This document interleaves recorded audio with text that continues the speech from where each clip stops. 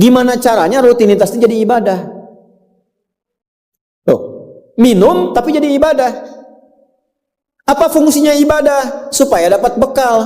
Bekal buat apa? Bekal buat pindah. Pindah kemana? Pindah ke alam baru ketika meninggalkan dunia. Siapa yang akan hidup selamanya di dunia? Ayo angkat tangan. Gak ada. Orang terkuat di muka bumi Firaun. Jaringannya luas, tentaranya banyak, hartanya melimpah, supportnya tinggi. Tapi sefiraun-firaunnya tewas juga. Selesai. Nah, artinya apa? Kita akan meninggalkan ini karena kehidupannya sementara. Karena itu bagi orang yang sudah meninggalkan dunia, disebut diumumkan telah meninggal dunia. Nah, kita punya iman kalau meninggal pindah kemana? Kan ditanya. Akal kita kan bertanya, ini pindah meninggal dunia, meninggalkan dunia pergi kemana? Kan belum pernah ada yang punya pengalaman ke situ balik lagi. Oh, abdi tadi kadinya wih doi, enggak ada. Ya, harus terjawab. Kalau tidak terjawab bingung kita ini. Harus terjawab. Yang bisa jawab itu siapa? Yang menciptakan kita.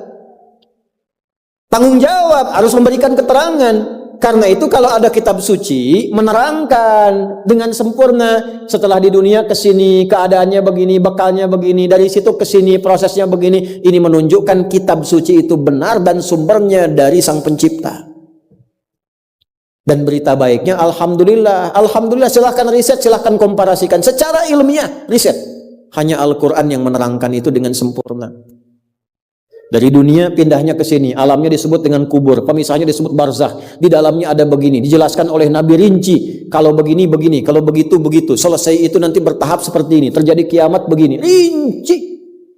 Kalau itu karya manusia, mustahil ada satupun manusia yang bisa berbuat seperti itu.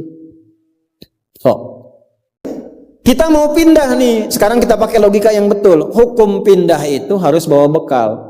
Ini yang ngaji semua di sini, enggak semuanya orang Bandung. Orang Jakarta tuh. Ya. Soreang mana Soreang? Masih subuh nanti pas maghrib Soreang tuh. Ya, Purwakarta mungkin kan. Ini nggak semua orang Bandung ini. Apakah Anda bisa nyampe ke sini kalau nggak ada bekal? Dari Bandung mau ke Jakarta mesti ada bekal. Beli tiket pakai kereta api cepat.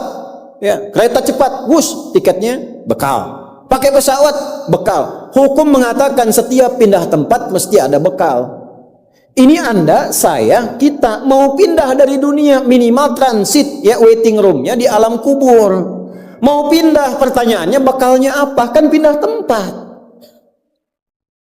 Semakin berpindah tempatnya, semakin beda hukumnya. Ini kita di Indonesia mau transit ke Malaysia, apa dikira mata uangnya sama? Tidak, hukumnya pun nggak sama. Orang Indonesia ke Singapura, hukumnya beda. Oh, bisa rapi, di jalan rapi, nggak ada buang sampah sembarangan, gitu kan? Pulang lagi ke Soreang, nggak bala deui, gitu. Hukum beda, ketatnya nggak sama. Ke Amerika lebih jauh lagi, nggak laku rupiahnya, tukar dulu dari sini, baru dolarnya nyala.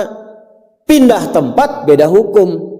Toilet di kota Bandung dengan toilet di Lebak Bulus bisa beda. Ya. Nih bang, 1.000. Kok 1.000 bang? 2.000. Biasanya juga 1.000. Anda di mana? Lebak Bulus. Sini Bandung pak. Ya, bisa beda hukum. Maka Anda jangan berharap di alam kubur itu hukumnya bisa sama dengan hukum di dunia. Pasti beda. Tetap pertanyaannya sama. Bekalnya apa? Cuman 2 lembar, 2 kain. Ibu tambahan 1 bu, kerudung ibu 3 tuh. Makanya saya selalu mengatakan dengan bercanda tapi dalam, mohon maaf ini yang muslimah, berlatih pakai kerudung ya. Berdoa minta sama Allah supaya nanti tidak bikin malaikat mungkar nakir penasaran. Di dunia nggak berkerudung, begitu meninggal dikerudungin, ditaruh ke malaikat, ucu gening. Waktu di dunia tak kerudungan, nah hai udah jantan kerudungan. Man rabbuka, abi jamaah Ustaz Adi, namun belum sempurna hijrah. Pelan-pelan, jangan dihukumi dulu. Dia sujud itu sudah luar biasa. Dia belum taat pada satu bagian, tapi taat pada bagian yang lain. Kita doakan, support. Jangan langsung tiba-tiba, oh nggak taat, dosa, neraka. Nah. Kamu neraka, kumaha aing wes. No, repot kalau gitu tuh. Ya, balik lagi, dikembalikan pada kebiasaan, pada kebaikan. Nah, sekarang mau pindah ke alam kubur, bekalnya apa? Kan mesti jelas.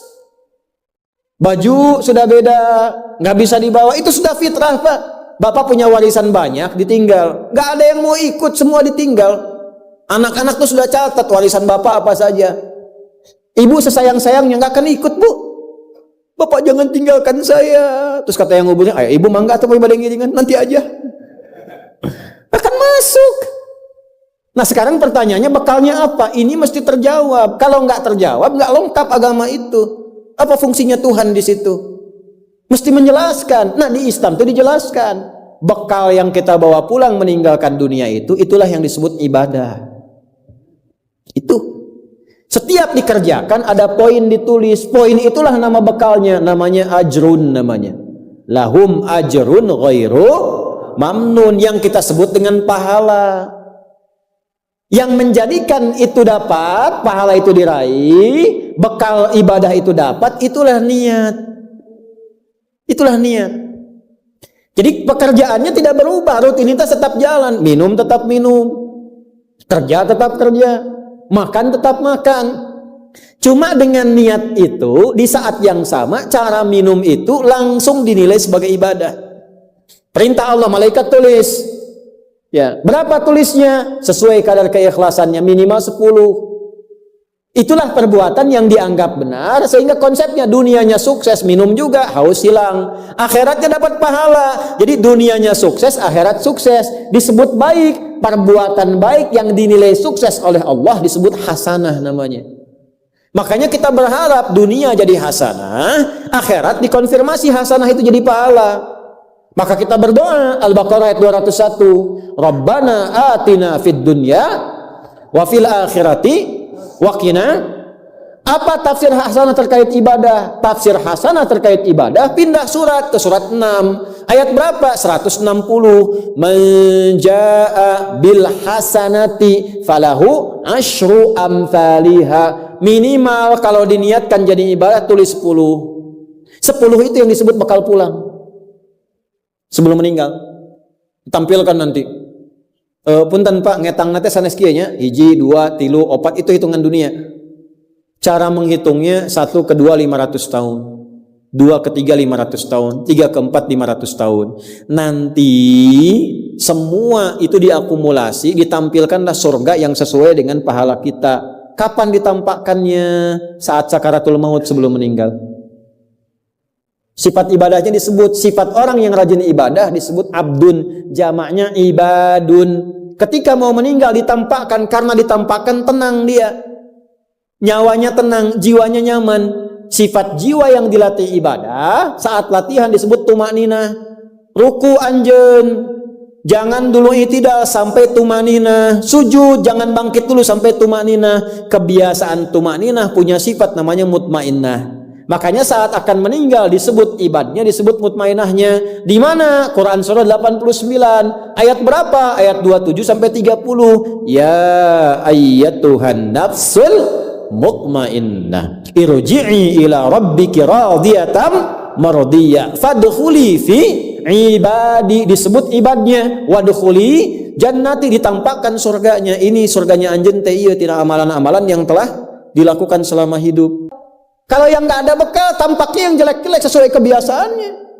Ya. Kebiasaan dugem ditampakkan lengeleng. Bingung, la ilaha illallah, geleng lagi, la ilaha geleng lagi. Yang biasa tahlil, biasa ngaji, wafat sesuai kebiasaan, sesuai ajalnya. Tampak. Nah sekarang untuk mencari bekal itu bagaimana? Niatkan menjadi ibadah. Itu fungsinya itu mahal. Pembuktiannya setelah meninggal. Kalau bapak nggak percaya, ibu nggak percaya, dipertanyakan imannya. Silahkan saja nanti lihat setelah meninggal. Ya, cara merubahnya bagaimana? Nanti ada 3 bagian. Karena itu kata Imam Syafi'i, hadis ini sepertiga ilmu. Ilmu itu dipraktikkan lewat amal, makanya hurufnya sama. Ain, lam, mim saat belajar. Ain, mim, lam ditukar, lamnya ke belakang, mimnya ke tengah. Saat diamalkan hurufnya sama. Orang yang mengerjakan itu ain pakai alif, lam dan mim, alimun. Tempatnya alamun, tanda-tanda orang itu kenal Allah, maka dia pakai ilmu. Ilmunya dia amalkan, hurufnya sama semua. Ilmun, amalun, alimun, alamun. Allah disebutnya apa? Rabbil alamin, jama alhamdulillahi rabbil alamin. Jadi kalau kita pakai ilmu, gunakan. Begitu digunakan, tuliskan pahalanya. Kata Imam Syafi'i, hadis ini sepertiga ilmu. Karena ilmu itu ada 3. Ilmu tentang lisan, ilmu tentang perilaku tubuh bagian luar, ilmu tentang hati. Semua perilaku kita bergantung 3 hal tadi. Contoh lisan. Panitia, kalau ada teh manis, bagus banget itu. Enggak, ini contoh, bukan minta. Enggak, ini saya sudah ada minuman, enggak usah bikin teh manis. Contoh aja, contoh, ya. Kalau ada teh manis, bagus banget itu. Itu lisan. Begitu lisan keluar, panitia langsung mikir, aduh, nggak dibikin tadi katanya. Maka coba di belakang dibikin, walaupun ustaznya bilang contoh, langsung bikin misal contoh gitu kan. Itu lisan. Kerjakan, siap kerjakan, komando, jalan, lisan. Jadi perilaku kita kadang bergantung lisan. Makanya ada ayat dan hadis tentang lisan. Hati-hati. Kepleset lisan lebih parah dibanding kepleset kaki. Bapak kepleset kaki bisa diluruskan lagi, kepleset lisan lama Pak. Prajurit keluar dari sini, keluar caci maki tuh panglima tuh. Jangan dipotong videonya ya, contoh ini mah, contoh. Kepleset lisannya, selesai karirnya. Kepleset kakinya, masih bisa berjalan. Maka lisan tuh ada hukumnya sepertiga bagian hidup kita. Kedua nih, ujung kepala sampai ujung kaki, tangan bergerak, kaki melangkah. Hati-hati. Itu semua ditentukan oleh apa? Nih kolbu, amalan hati. Bapak tahu dari mana kalau orang yang senyum itu senang pada Bapak? Bagaimana taunya? Boleh jadi dia iri hati, di hatinya itu ada sesuatu.